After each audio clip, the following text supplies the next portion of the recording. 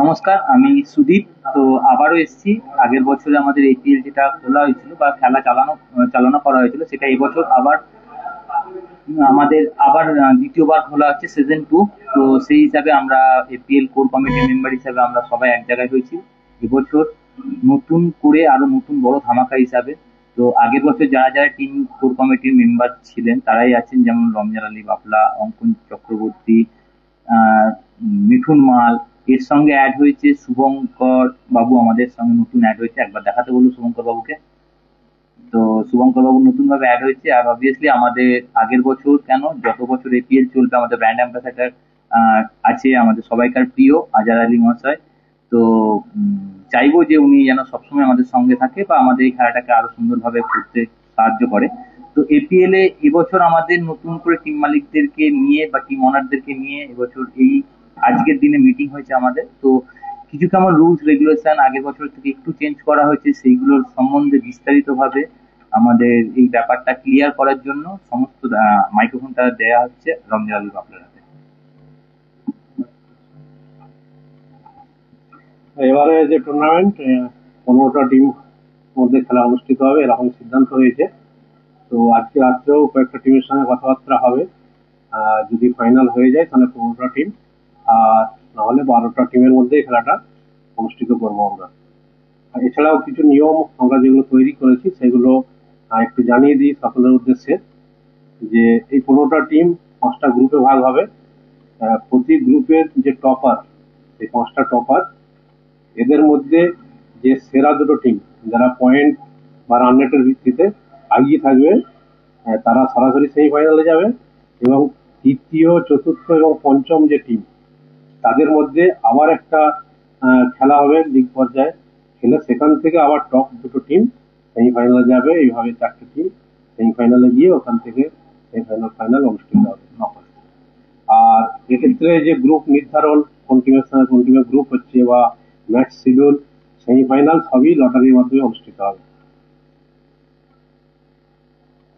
আহ, নিলাম যখন হবে, যে নিলাম টেবিলে আমরা এবারে ঠিক করেছি, আগের বারে নিলাম টেবিলে একটু ভিড় হয়ে যাওয়ার জন্য সমস্যা হচ্ছিল। তো 3জন করে নিলাম টেবিলে সর্বাধিক বসতে পারবে, সেক্ষেত্রে টিম মালিক নিজে বসবে।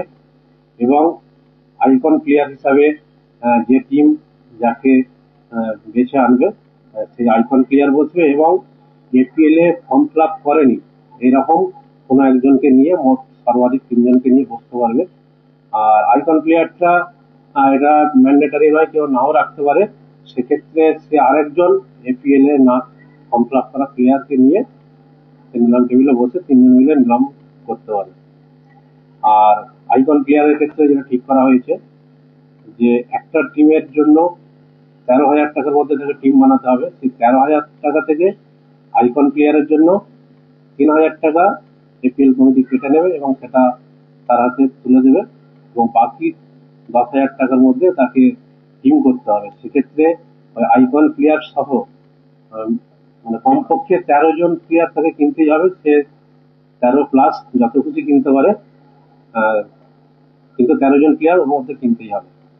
তো ওই 13জন, কমপক্ষে 13জন যে প্লেয়ার কিনতে হবে, সেক্ষেত্রে আন্ডার 25 প্লেয়ার 5জনকে নিতে হবে। এবং সেই 5জনের মধ্যে যখন খেলা চলবে টুর্নামেন্টে, সেখানে 4জন প্লেয়ারকে খেলাতে হবে। এ পর্যন্ত আমাদের সিদ্ধান্ত করা হয়েছে।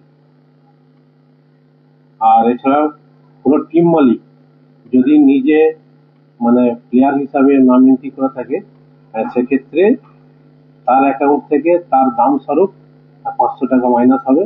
মানে তাকে 12,500 টাকা দিয়ে বাকি টিম তৈরি করতে হবে। আর এই 13,000 টাকার বাইরেও প্রতি দলকে সিকিউরিটি মানি স্বরূপ 3,000 টাকা জমা রাখতে হবে এপিএল কমিটির কাছে। এক্ষেত্রে মাঠে কোনো টিম বা টিমের প্লেয়ার খারাপ আচরণ করলে বা আম্পায়ার, ম্যাচ রেফারি বা কর্তৃপক্ষের সিদ্ধান্তের বিপক্ষে তর্ক বিতর্ক করলে বা সিদ্ধান্ত অমান্য করলে, ওই ম্যাচ ফি থেকে কর্তৃপক্ষ সিদ্ধান্ত মতো কিছুটা অংশ বা মনে করলে পুরোটাই কেটে নিতে পারে। আর অন্যথায় কোনো সমস্যা যদি না হয়, টুর্নামেন্টের শেষে তাহলে সিকিউরিটি মানি 3,000 টাকা পুরোটাই ফেরত দেওয়া হবে টিম মালিককে। এছাড়া কর্তৃপক্ষ কোনো টিম বা প্লেয়ারকে নিয়ম ভঙ্গের কারণে চলতি টুর্নামেন্ট বা আগামী টুর্নামেন্টের জন্য ব্যান করতে পারে। আর কোনো টিম যদি সময় মতো মাঠে না আসে, মধ্যে যে সময় বেঁধে দেওয়া হবে, খেলা শুরু হতে দেরি হয়, সেক্ষেত্রে শুধু ওই টিমকে নয়, ওই প্লেয়ারকেও পানিশমেন্ট করা হতে পারে। আর এক্ষেত্রে ওই টিমের কোনো অনুরোধ বা বিপক্ষ টিমের কোনো অভিযোগ যে এটা করতে হবে বা এই ওভার কাটতে হবে, এসব কোনো গ্রাহ্য হবে না। আর আমাদের এপিএল এর ডেট মোটামুটি শুরু, ফাইনাল হয়ে গেছে। 11ই নভেম্বর থেকে শুরু হবে, 7 দিনের টুর্নামেন্ট হবে এটা। কোথায় হবে খেলা? এবারে খেলাটা অনুষ্ঠিত হচ্ছে খানাকুলের গোপালনগর ফ্রেন্ডস ক্লাবের মাঠে। আরামবাগে খেলা হবে না, গতবারে আরামবাগে হয়েছে, আর এবারে হচ্ছে খানাকুল। ওটা খানাকুল পড়ছে। নেক্সট ইয়ার ওটা ফুলছড়াতে হবে, তারপরে গোঘাট, এরকম আলাদা থানা চেঞ্জ করে করা হবে, মাঠ করতে হবে, খেলা চেঞ্জ করে করে বিভিন্ন থানায় অনুষ্ঠিত হবে। কত টাকা বরাদ্দ করা হয়েছে একটা টিম মালিকের জন্য 13,000 টাকা করে বরাদ্দ করা হয়েছে। হ্যাঁ, তার মধ্যে তার কম টাকাতেও করতে পারে, কিন্তু 13,000 টাকার বেশি টিম কেনার জন্য সে ব্যবহার করতে পারবে না।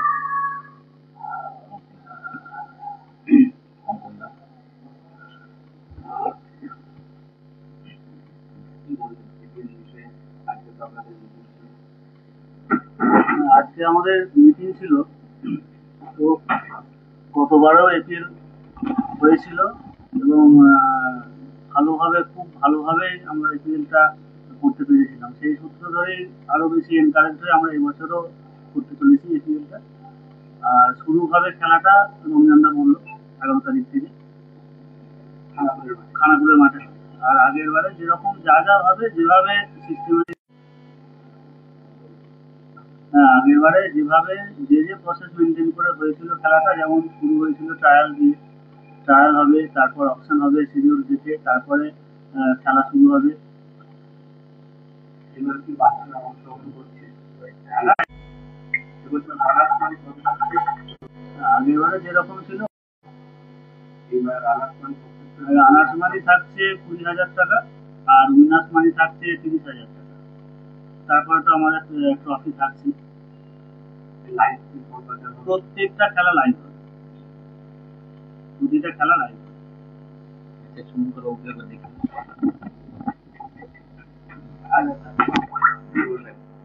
এবছর তো আরামবাগ থেকে খেলা বলবেন? আমাদের শিডিউল ছিল প্রতি বছরই অন্য অন্য থানায় করবো। এবছর আমরা করছি খানাকুল, সামনের বছর পুরসুরার ওইদিকে করবো। যত বছর চলবে আশা করবো প্রতি জায়গায় চেঞ্জ করে করে।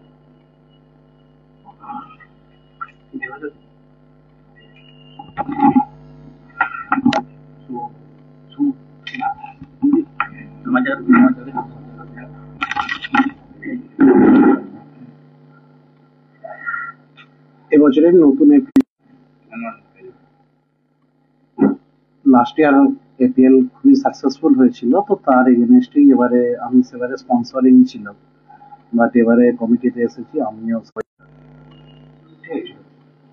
ইয়াম্মা কোম্পানি অনুমোদিত আরামবাগ মহকুমার একমাত্র মেইন ডিলার আমনা অটো সাপ্লাই এখন বিশ্বমানের শোরুম নিয়ে হাজির হয়েছে আরামবাগের গড়বাড়িতে। বাইক ও স্কুটারের লেটেস্ট কালেকশন ন্যায্য মূল্যে পেয়ে যাবেন আমাদের এখানে। অত্যাধুনিক মেশিন, কম্পিউটারের সাহায্যে গাড়ির সমস্ত ফল্ট চিহ্নিত করা এবং কোম্পানির ট্রেনিং প্রাপ্ত মেকানিক দ্বারা গাড়ির সার্ভিসিং করার সুব্যবস্থা রয়েছে।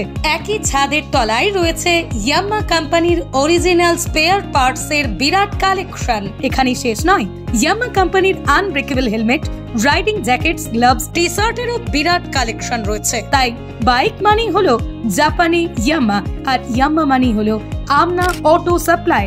35 বছর ধরে আপনাদের জীবন পথের সঙ্গী।